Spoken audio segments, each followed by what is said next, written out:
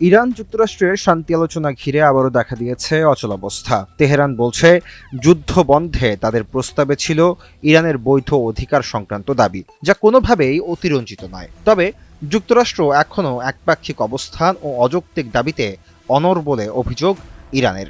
এর মধ্যে মার্কিন প্রেসিডেন্ট ডোনাল্ড ট্রাম্প ইরানের প্রস্তাব সরাসরি প্রত্যাখ্যান করেছেন। ট্রুথ সোশ্যালে তিনি লেখেন, সম্পূর্ণ অগ্রহণযোগ্য। যদিও এ বিষয়ে বিস্তারিত কিছু জানাননি তিনি।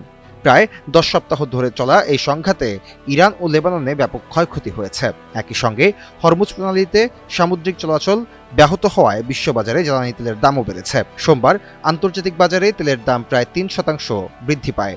বিশ্বের মোট তেল ও এলএনজি পরিবহনের প্রায় 1/5 এই হরমুজ প্রণালীর মাধ্যমে যাতায়াত করে। ফলে চলমান সংকট এখন শুধু মধ্যপ্রাচ্যেই নয়, বৈশ্বিক অর্থনীতিতেও বাড়তি চাপ তৈরি করছে।